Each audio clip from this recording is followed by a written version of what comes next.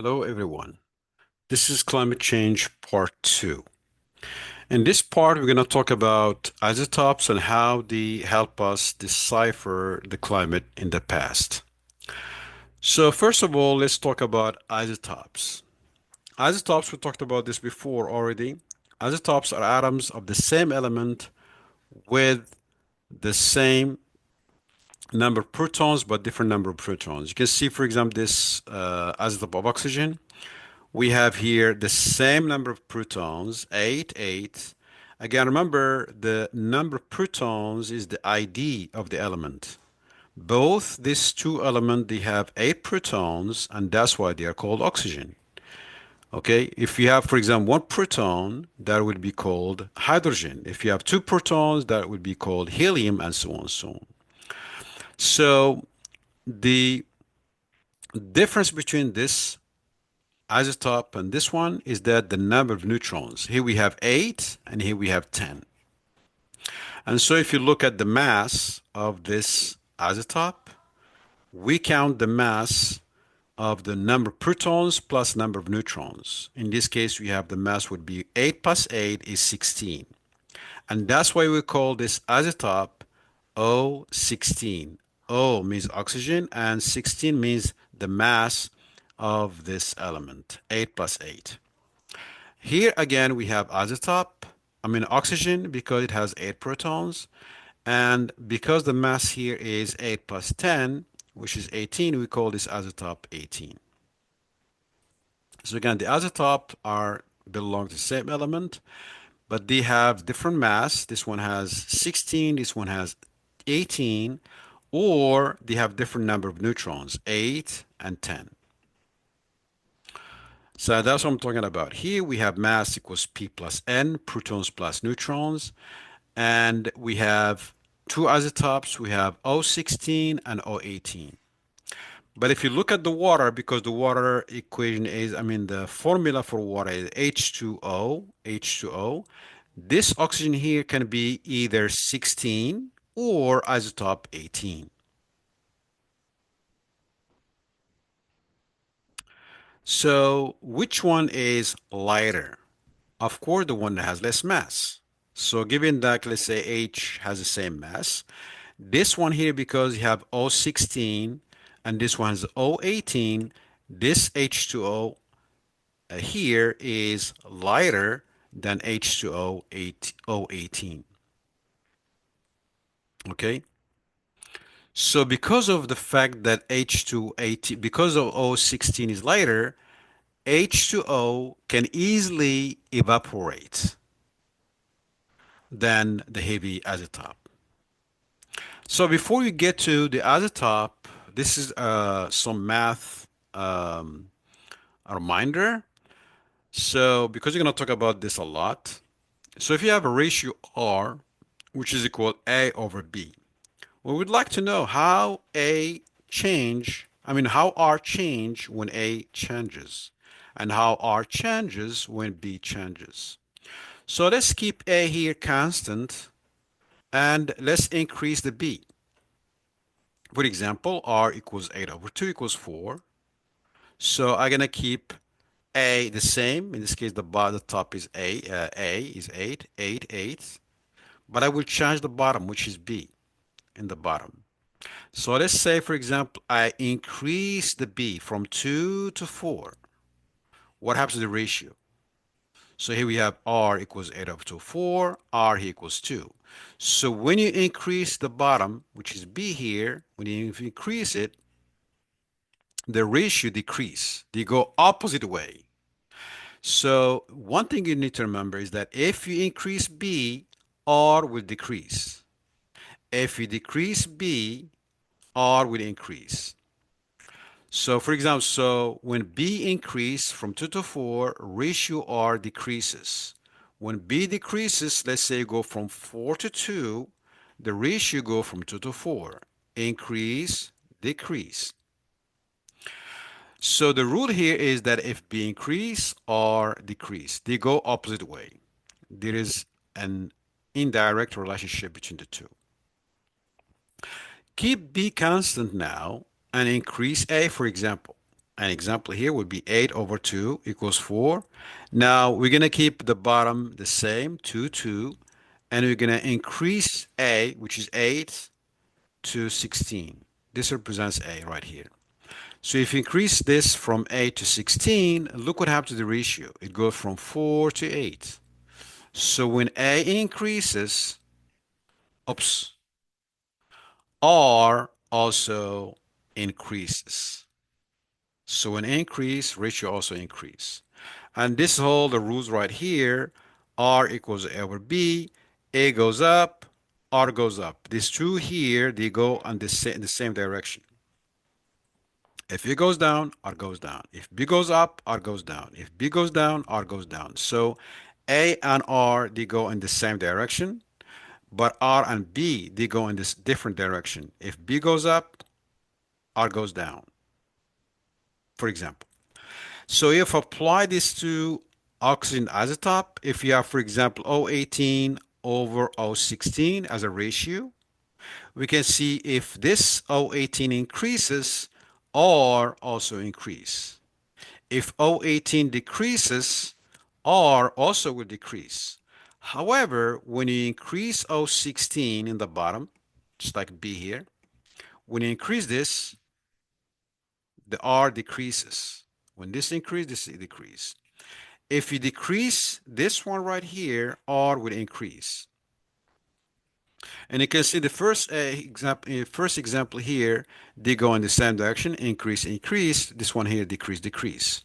But here they go in opposite direction. Increase, decrease, decrease, increase. Okay? And again, they are summarized right here.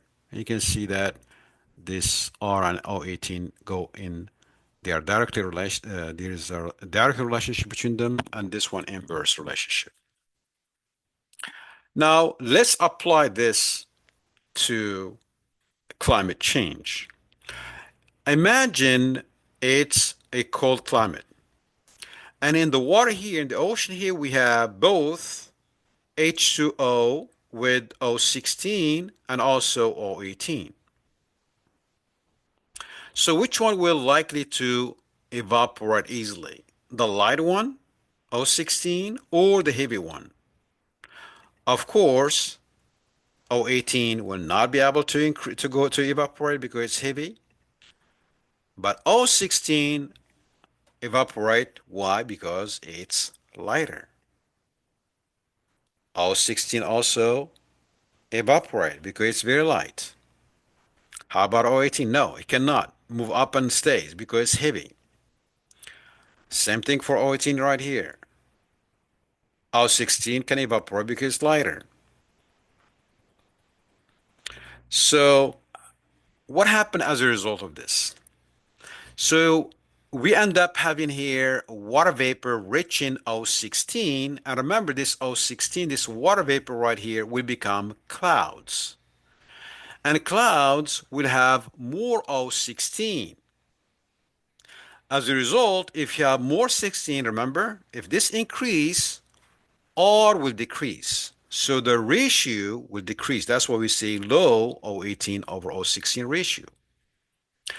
As the condensation happen, if there's any O18 here in the cloud, because sometimes you might have some O18 moving up, but you have more of O16 than O18. But you might have some O18 that can make it up to evaporate. Even though it goes up, still this O18 is preferentially removed by precipitation. Why O18? Because O18 is heavy, so it precipitate. It get out from the cloud. And as a result, as you remove O18, you end up here more of O16. So when you have snow, for example, falling in cold places like Antarctica, for example, you're going to end up here having more of 16 because remember, we have more of 16 right here evaporating. So in the ice, we have more of 16 locked in the ice. So we say that ice is enriched in O16.